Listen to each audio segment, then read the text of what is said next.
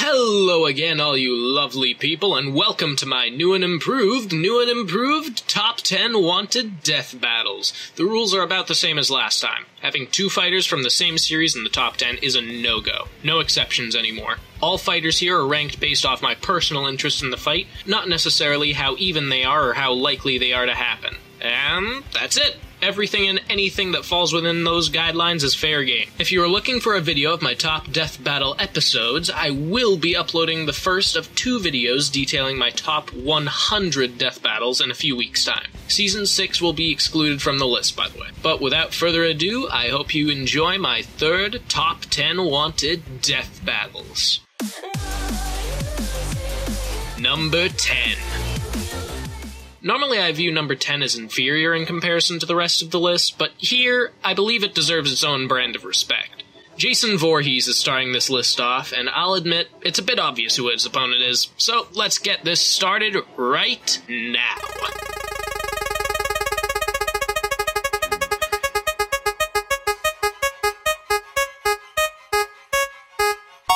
Jason Voorhees versus Michael Myers. This fight worked hard to earn the upgrade it did. Even as someone who barely watches horror or slasher movies, these two have a legacy that is unrivaled in the genre. Leatherface and Freddy Krueger have dwindled in popularity over the years. Victor Crowley never quite reached the same level in his lifetime.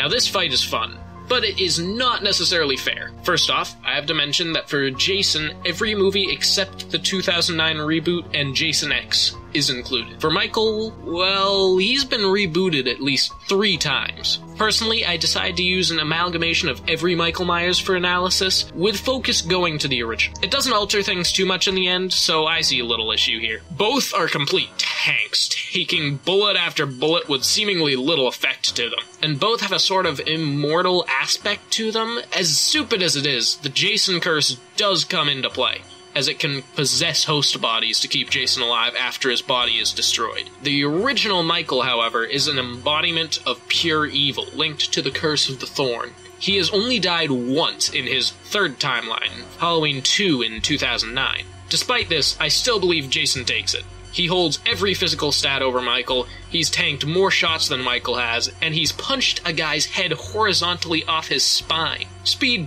isn't really a factor in this fight. Admittedly, Jack's Blade did a much better job breaking this down in October, so check his video out if you want a bit more info. Ultimately, Jason is more brutal, more durable, and his possession trick might be too much for Michael to counter.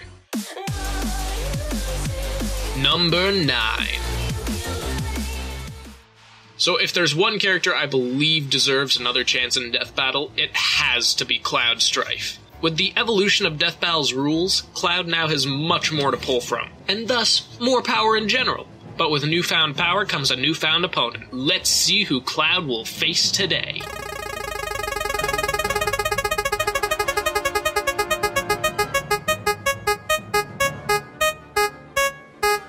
Well, I guess it isn't exactly newfound.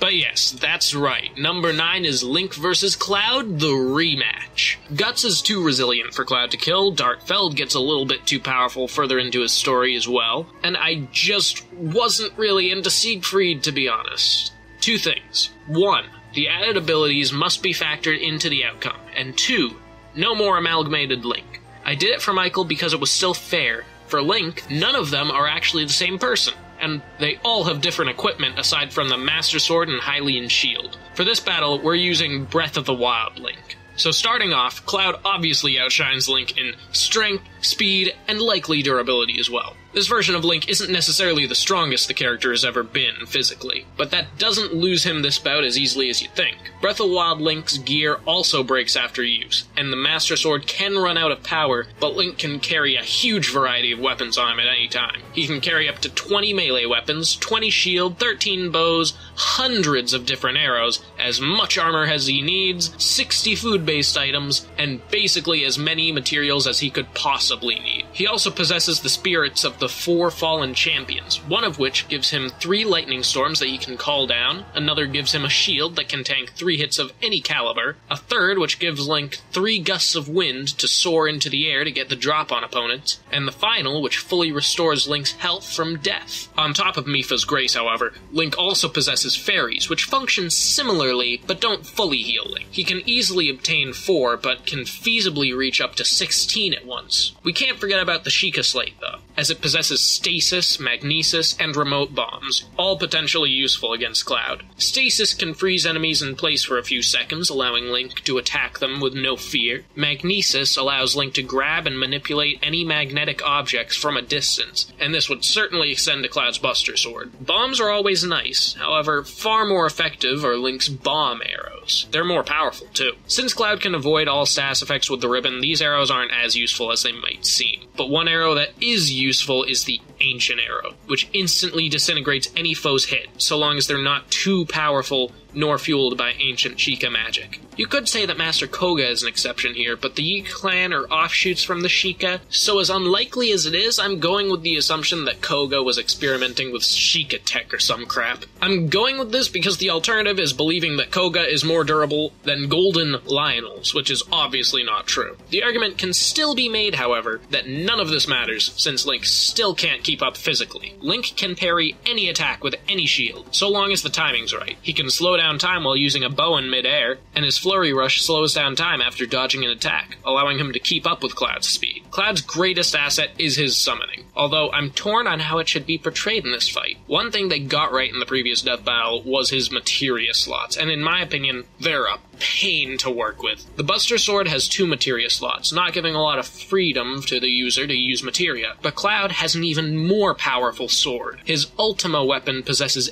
8 materia slots in total, and changes its damage based on the user's own health. But the main focus I'm making is on materia here. He should have the 4 main magic materia at his disposal: Faraga, Thundaga, Blizzaga, and Earth 3. I couldn't find the name for that last one. He'd also get summon materia, an obvious choice being Bahamut Zero, but some other picks would be Ifrit, Ramu, Odin, or Knights of the Round. That for instances like Knights of the Round, Link does have a teleporter he can place down and travel to at will. So if the Knights of the Round weren't the first summon, it's possible for Link to prepare a teleporter outside of their dimension. Ramu brings me to the most beneficial part about Breath of the Wild Link, his armor. This applies to materia too. Link has several armors that prevent status effects like burns, freezing, and electrocution. Link even has a helmet specifically designed to protect against lightning strikes, and he can change armor instantly. I like to think of it like Urza's requipping. So despite it being a rematch, and despite the improvements he received, I still believe Cloud would lose this fight. His physical superiority is undeniable. If it were just a sword fight, he'd win in an instant. But as it is, Link has multiple ways to boost his power and adapt in the middle of the fight, and has a total of 17 deaths that he can endure before you take him down. If it weren't for the Ancient Arrows and their ridiculous power, Cloud would have likely been able to endure Link's assault for a while. But with them taken into account, there's just not much Cloud can do. Number 8. Here's another new addition, and one that I personally wasn't keen on at first, but I warmed up to it over time. We start off with Rouge the Bat, the jewel thief turned undercover secret agent. An odd lineup of opponents for her, so let's see who came out on top.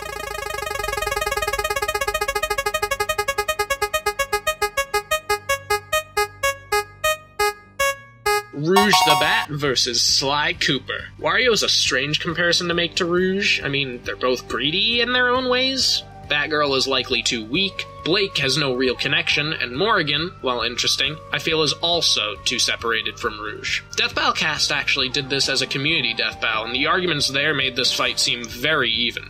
I've been looking for a suitable match for Sly for a long time and shied away from Rouge for the most part. She does match him in many areas though, and they're both world-renowned anthropomorphic thieves known for their suave natures. Rouge clearly has an initial advantage in speed and mobility, as she's a flying Sonic character. She can slice through metal doors with nothing but her feet, and due to being a bat, she also possesses extremely well-tuned hearing and even echolocation. She's commonly shown using remote explosives, and in Sonic Chronicles could even throw razor-sharp gem shards as a weapon. This is where Sly catches up. Many of his abilities are centered around stealth, and due to echolocation, even invisibility would do no good. But he has a lot more useful combat abilities. He can electrically charge his cane, he possesses rocket boots to zoom along the ground, and in Sly 4 gains multiple disguises that allow him to shoot 5 arrows in 2 seconds, leap incredible distances, reflect projectiles, and wield a 2-ton ball of iron as a 40-mile-per-hour projectile. But his trump card abilities are his 3 time manipulation abilities. Yes, 3. He has the costume from Sly 4 that slows down time for everything excluding himself. This one has a resource meter that refills over time. He has Thief Reflexes, which slows down time universally. It's about the same as Spyro's, it just helps his reactions. This one sometimes has a resource meter to go along, but in the first game it did not. The last is his stun ability from Sly 1, where he slams his cane against the ground and freezes all his enemies in time. This one only affects enemies. The world around them carries on at the same speed. Given these 3 abilities alone, I believe Sly would win this fight. Sly has smashed apart Clockwork's head, which, as noted by the commenter on Death Battlecast, would equal something close to 40,000 psi, over 18 tons of force in total. I just believe Sly has enough agility and strength to keep up with Rouge, and his time manipulation just serves to secure a clean victory for the Ringtail. Number 7. Okay, so here we are. I get to talk about this again. Discord steps up to the plate again, and his opponent to meet him.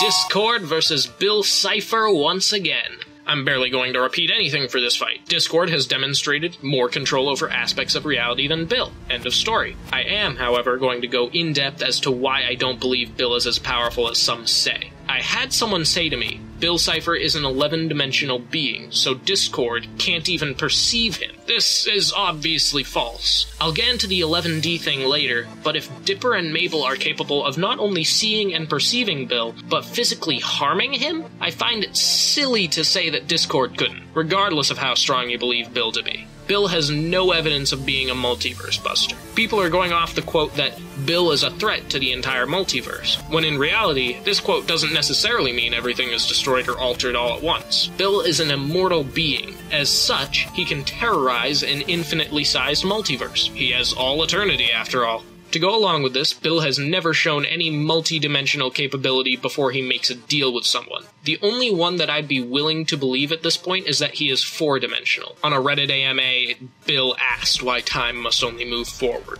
His handshakes are what unlock his true power, however, the power needed to act out any request made. Bill could not leave the Nightmare Realm without Stanford's intervention. The only workaround is the Mindscape, a sort of world between worlds. Bill is frequently shown using the Mindscape. Every feat belonging to Bill prior to Weirdmageddon was likely only possible due to the nature of the Mindscape, including teleportation. The exceptions, of course, coming in the form of his deals. And the 11-dimensional thing? Again, an assumption made based off the fact that he struck fear into aliens who could exist in 11 dimensions at once. How do you know for a fact that Bill didn't make a deal with one of them, twisting it into something detrimental for them? There's no context given, and since there's no other indication of this level of power, I'm not going to inflate his power based off a statement like that. I also neglected to mention that Discord can make copies of himself, and because of Weirdmageddon Part 3, we know that Bill would likely not discern the difference between them. Let's not forget that Discord is fueled by disharmony. The more chaos is spread, the more powerful he becomes, although the adverse is true as well. If Bill were to realize this, he could theoretically try to prevent any weirdness from spreading, eventually erasing Discord from existence. Given Discord's power set, however, it's highly unlikely that he could pull it off. Hopefully, this will be the last time I have to dispute these claims to Bill's true power, but of course I will respond to any arguments put forth in the comments. But for now, let's move on. Number 6. Back to a little bit of safety here. We'll be discussing Steven Universe yet again. Let's get this over with. You and I both know who he's fighting.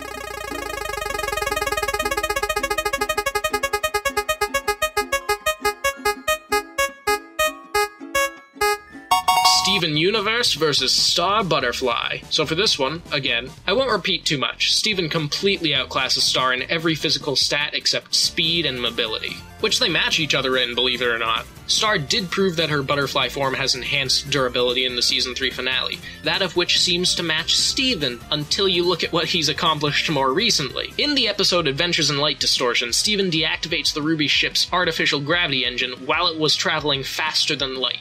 In turn, he was pressed up against a seat. Assuming that he's somewhere around 100 pounds, he would have slammed into the seat with about 156,000 tons of force. Even if he maintained some of that initial momentum, therefore not hitting as hard, I doubt he would have struck with any less than 100,000 tons. And then, he not only withstood that impact, but then pushed himself forwards against that massive amount of force. Star cannot match that sort of power, but her magic, that most certainly has the potential. And this is the first time I get the chance to argue the difference between ability and potential. Cartoon Fight Club did this fight, and argued that Star would win because it was stated that her wand could potentially destroy the universe. This is where I must say that while the wand has near infinite power, it's not like the Infinity Gauntlet, where anyone can pick it up and wield its power. The wand requires specific technique, and sometimes incantations, to function. I have no doubt that if one of the princesses of Muni devoted themselves to figure out how to destroy the universe, they could, but Star is by no means doing this. Her spells are powerful as it is, despite the fact that they are all improvised, but they are nowhere near the potential of the wand. She has used an ability to freeze time before, but as of now she's been instructed to never use it again.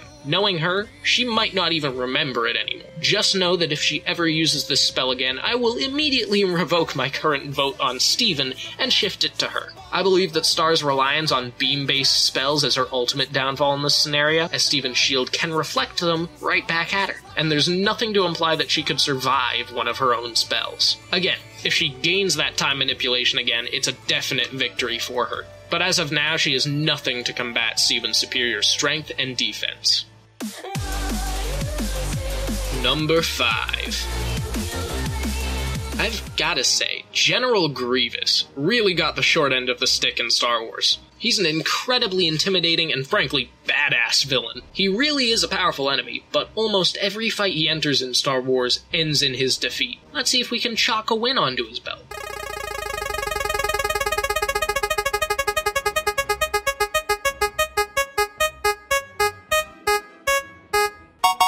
General Grievous versus Dr Nefarious. Raiden is way too fast and strong. Genji is oddly even, but I think he'd struggle to actually kill Grievous. Alice Twilight is way too different from him, and I just want to say, we all know Zero is far too powerful for Grievous to beat. I find it criminal how I could not find a single thread, post, piece of fan art, there is nothing for Grievous versus Nefarious. The closest I could find was a thread discussing which of their armies was more powerful. People suggest Nefarious versus Doofenshmirtz more than this, which to me is a major underestimation of Dr. Nefarious. For anyone who didn't know, or couldn't tell, Nefarious is a cyborg too, given this body after a nasty accident at the hands of Captain Quark. You might not realize this, but Nefarious stands at a towering 10 feet tall. That's much taller than Grievous when he stops slouching, who stands at just over 7 feet tall. You also get opposing ideals with this fight. One of these two wants the entire universe made into robots, the other loathes the fact that he was made into a robot. It's worth noting, Nefarious can go toe-to-toe with Ratchet and Clank for a good amount of time, and can survive hundreds of Rhino 5 rounds without evident damage, though this is likely some sort of active force field, as his face was cracked by a point-blank Constructo grenade at one point. He also has a completely indestructible shield that he uses in between segments in his Ratchet & Clank 3 boss fight. This almost certainly has a time limit, however. He can fly, he has 3 separate types of lasers, one of which can continue targeting with no user input. He has laser grenades, he can fire barrages of missiles from his body, he has twin laser pistols for some reason, he can turn completely invisible, and he can summon holographic clones of himself which he launches at opponents. These holograms do very respectable damage, and they are impossible to destroy or damage. He normally summons a few to shoot in a straight line, but he can summon dozens at a time. He does have to stand still while using this, and he gets a massive headache upon its completion. Grievous is impressive, but the 2003 animated cartoon is officially non-canon. so he's not going around slaughtering groups of Jedi like he's portrayed as there. He does have a grappling hook, can tank point-blank explosions with only minor charring, and also frequently carries a blaster on his person. It's worth noting that Nefarious also got multiple more nuanced weapons in All for One, such as his Annihilator Blade, which he can use for melee combat, or he can throw them at people. He also has the Warmonger, the Blitzer, and even the Rhino 6 Proto-Suit, a giant mech suit with massive firepower but low ammunition. But believe it or not, there's another, more terrifying weapon. Say hello to the Critter Strike. As long as you keep the beam connected to a target, they will be transformed into a pig, easily eliminated. Grievous could avoid this by using his lightsabers to deflect the beam, however, which is where Nefarious's Frost Cannon becomes useful, as it's more akin to a stream of gas than a laser beam, which means it's not as simple to block. Grievous does hold an obvious edge, though: lightsabers. Nefarious has never stood up to anything comparable to a lightsaber. The closest he's come is a quantum whip, but that's surely weaker than what Star Wars can bring to the table. I do ultimately believe that Dr. Nefarious holds a comfortable lead here, as he's more mobile, likely more outright durable, and has a great variety of tools that can take Grievous down. Number 4. This is another expected fight, but I owe a duty to keep requesting it until it becomes reality. We have Maka Albarn returning once again, and the fight today will be...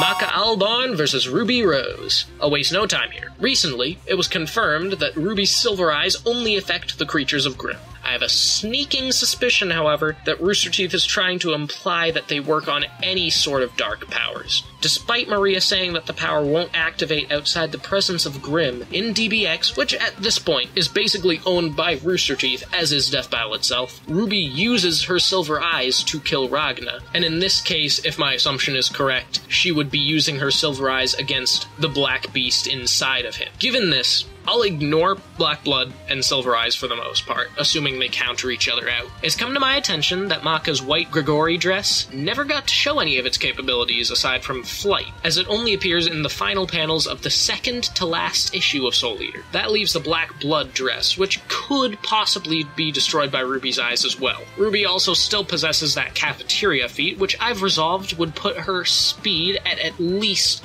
67,000 miles per hour. This is a very rudimentary measurement. That's merely the speed air would have to travel to shatter the wall. I couldn't find any info on how air actually reacts to targets that small moving that fast, so if anyone can outdo me in that regard, I'd appreciate it. Now this leaves the Soul Adagio, which is by far the biggest trump card Maka and Soul possess. This also has a maybe, however. If Ruby's soul can be proven to be more powerful than Soul's, then the Soul Adagio will not work on her. I'll keep my vote on Maka with what's currently known about them, but I see the frame being shaped for Ruby to snatch the victory away. Quick note that I found out while researching, did you know that these guys are the same guy? Or at least the same voice actor. Now, if that Crow being Ruby's dad theory is true, then Vic Mignogna is the father of both Maka and Ruby. Very fun. Number 3. Let me introduce myself. So believe it or not, here at number 3 is where we find the Demon of Empire City, Cole McGrath. Any returning viewers know exactly who he's fighting, so let's move things along.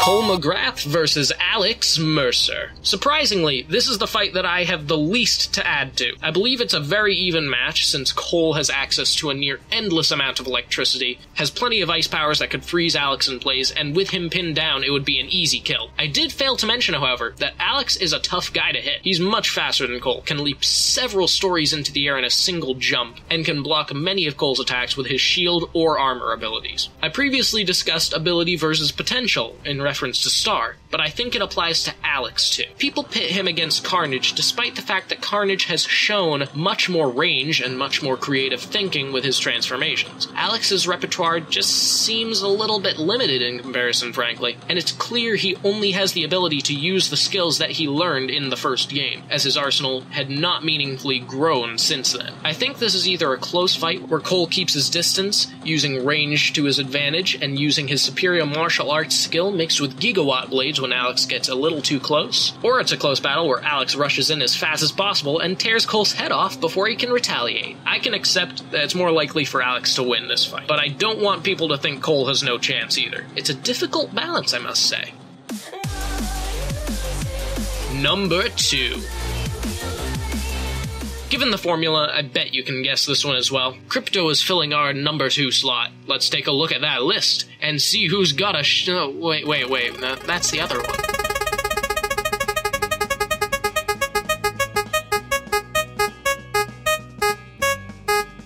Crypto versus Underdog. There are just a few things I realize must be made clear. If you couldn't tell, prior to this top 10, I was measuring only Crypto from the show for the most part, which does not do him justice. Well, mostly. In the comics, Crypto is clearly less intelligent than in his cartoons. Still less clumsy and or idiotic as Underdog, but it's worth noting. On that same note, Crypto from the comics is almost as powerful as Superman himself. So obviously that makes him a bit overpowered. But the final thing is the measurements for Underdog's speed. When Polly was captured by the flying sorcerers 1 million light years away, Underdog got there ridiculously fast. If you time the clips, it honestly looks as though he got there near instantly. However, just to be as mean to him as possible and make sure that it's somewhat within reason, we'll say that he got to her within 1 to 2 minutes, about the time someone can hold their breath. That means Underdog was traveling anywhere from 30 million to 60 million light years per hour. This is more important than it might seem. As Underdog doesn't have any strength feats beyond building level, this speed feat is what we'll use to give his max output of destruction. Saying that Underdog is a bit heavier than an average beagle, we'll say about 30 pounds, and saying that he rams into someone at top speed, he would hit with anywhere from 11 to 22 petatons of force, or 11 to 22 quadrillion tons of force. And that's if we're measuring between 1 to 2 minutes. Even using Superman's smaller feat of moving the Earth as opposed to lifting 200 quintillion tons in training, that's still about 588 times more impressive than the best Underdog can dish out. And again, Crypto is supposedly close to Superman's level. Underdog does, however, completely overshadow anything Superman or Crypto have been shown capable of in terms of speed. He also trumped the whole hearing from 25 light years away by hearing from 1 million light years away. So, Crypto takes strength, Underdogs take speed, and while I don't have any direct evidence, I have never seen Underdog tank any hits beyond, at most, city level. That and the difference in intelligence makes me stand by Crypto as the winner of this fight. The speed is beyond impressive, but it's not enough to take down a Kryptonian. Before we get to number 1, here are some quick honorable mentions. Little Mac versus Makanuchi Ippo. 2 Japanese boxers going toe-to-toe. Sign me up! Really though, I just don't have a strong connection to either of these guys at the moment. Spinal versus Cervantes de Leon. Same issue as last time. I have no strong connection to either. Jean Arc versus Sokka. Literally just got pushed off the list by Ruby vs. Maka. Maybe next year. Silver versus Trunks. As much of a stomp as this is, I still at least want to see Silver in a death battle. Jinx versus Junkrat. Just barely got pushed off the list. Still forever in my heart. James Bond versus Jason Bourne. Secret agent fights are cool, but not as cool as slasher villains. Cinder versus Zuko. Both primarily pyromancers who dual-wield swords. Surprisingly even when taking maiden powers into account, since Zuko has experience with the Avatar and can even redirect lightning. Alucard versus Dio Brando. Overall, a very hype fight, but not one I'm familiar with personally. Toby versus Hammond. 2 tiny, mech-driving, hyper-intelligent critters duking it out? Very cool, but frankly, no one cares about Toby anymore. Rayman versus Klonoa. Probably the most fitting matchup for Rayman, who is a character I want to see return to the spotlight again soon, but I don't know Klonoa very much. So, without further ado, I present to you my number 1 wanted death battle for 2019.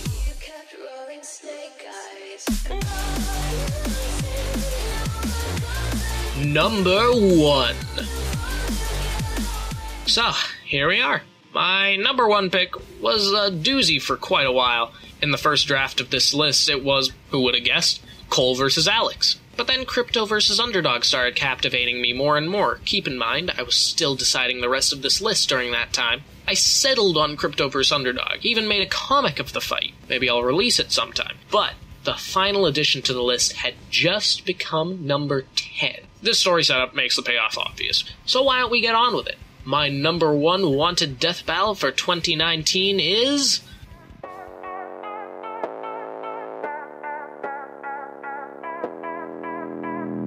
PewDiePie versus T-Series, baby! Subscribe to PewDiePie! Just kidding. Here's the real number 1. Robot Boy versus Jenny Wakeman. This is definitely a surprise to just about everyone watching. This fight is one that I've never even once briefly discussed, nor one I had ever considered prior to the release of my last top 10. I have one of the many commenters on the last video to thank for the idea. The Grand Bull, thank you. Now, that's clearly not the end of the story. I grew up with both these shows, so I wanted to add it to the list. This led me to check their wikis to get an estimate of their strength and individual powers. Jenny's was fine, a decent amount of data that lined up with what I'd already known about her. Robot Boy, on the other hand...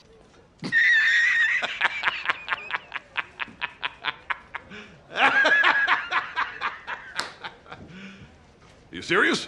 While there was some interesting stuff on it, there wasn't nearly enough to gauge him. So I instead decided that I would watch through his entire series, writing down every notable feat or ability he has ever performed, and it got a bit insane. Some obvious features of his are his targeting system, rocket propulsion, and a few different lasers, but he has oh so many more. He is an enemy robot detector, 2 freeze rays, can survive and fight without his head, possesses automatic rewiring, basically regeneration. He can shrink to the size of a red blood cell or grow to the size of a moon. He has a reflective hull, a deflection force field, stretchy limbs, and a built-in oven. He's flown to orbit in under 5 seconds, lifted a ship weighing at least 20,000 tons with ease, with one punch create a mound reaching from the seafloor all the way to above the surface of the water. He's programmed with kung fu, jiu-jitsu, boxing, learned wrestling, and can scan new fighting styles in seconds. But anyone who knows Robot Boy can guess, this is small fries compared to what comes next.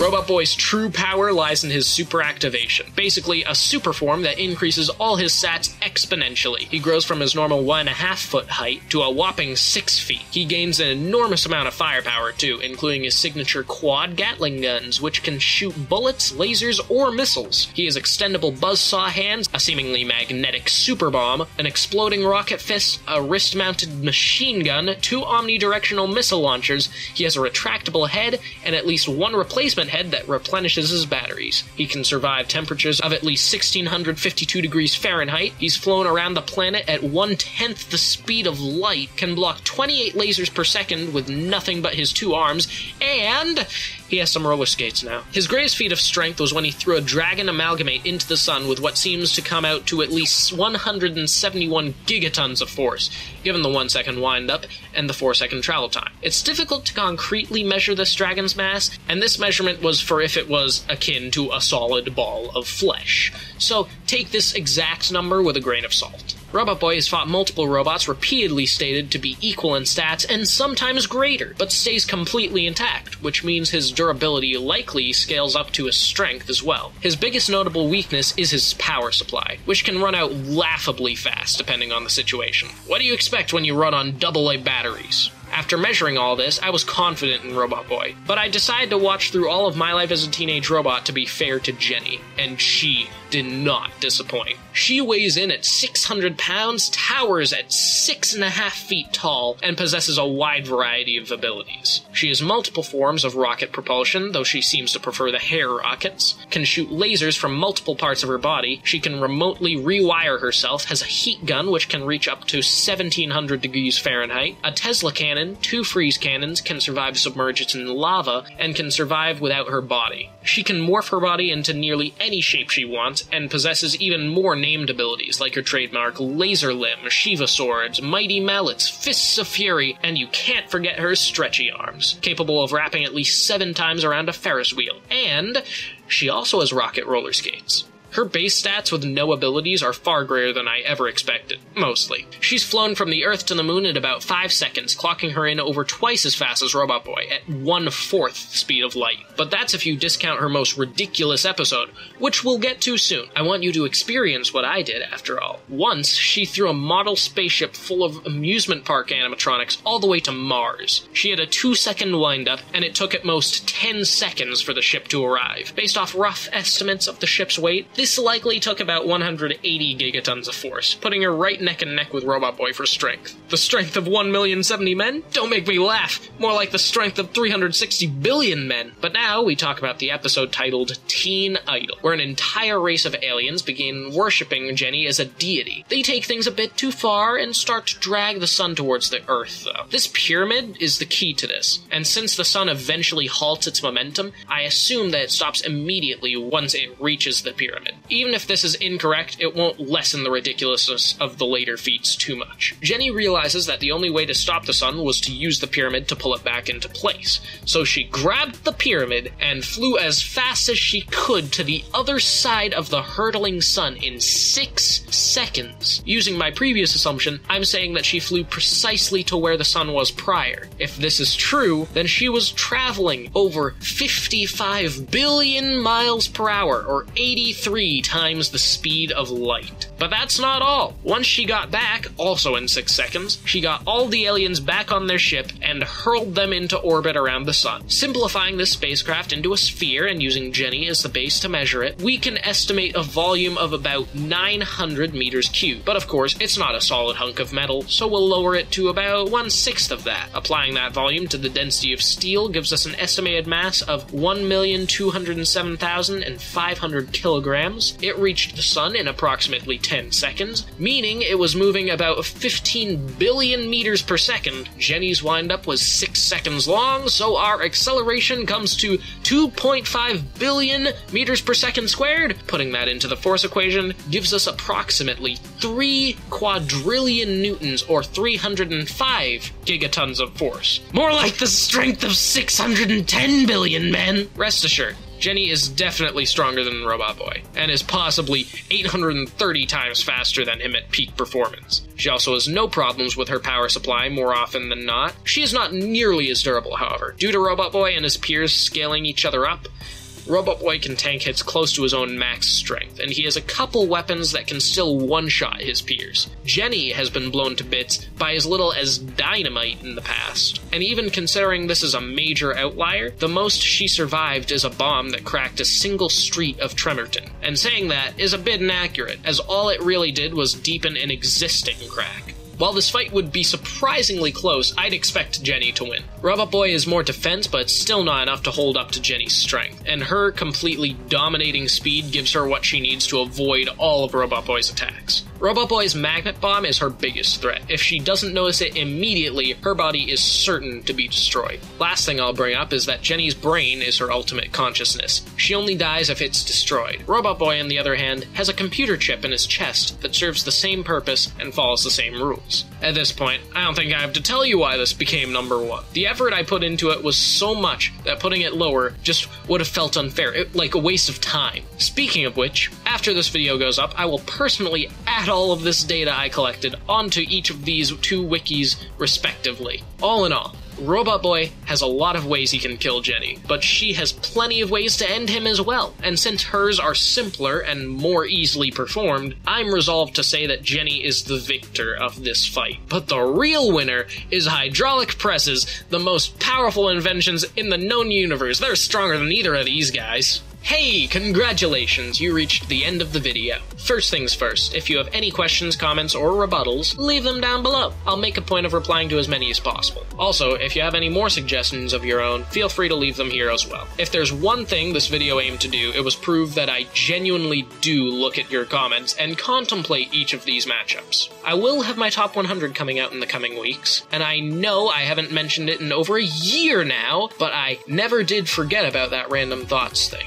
I feel like random ramblings is a better name for it, but using that, I feel it necessary to mention this channel, as they are currently smaller than me and I don't want it to feel like theft in any way. Check them out for reviews on games or TV shows and for some other random stuff. For the first episode, I've chosen something topical that I've been thinking about a lot with all the research and debates I've been dealing with. What makes Death Battle fun? I can confirm that the first episode of that series will come out either late February or sometime in March. You can expect me to talk about why I enjoy Death Battle as a series and what I think its true high points are. But with that, we've reached our departure. I bid you all farewell, and I thank you for going on the adventure that was 2018 with me.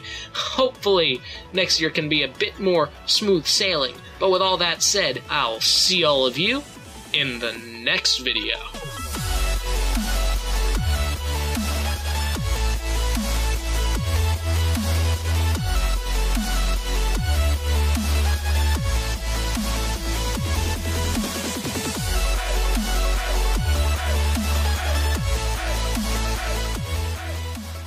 Speed or mobility? I did mobility again. Mumbility. Ha!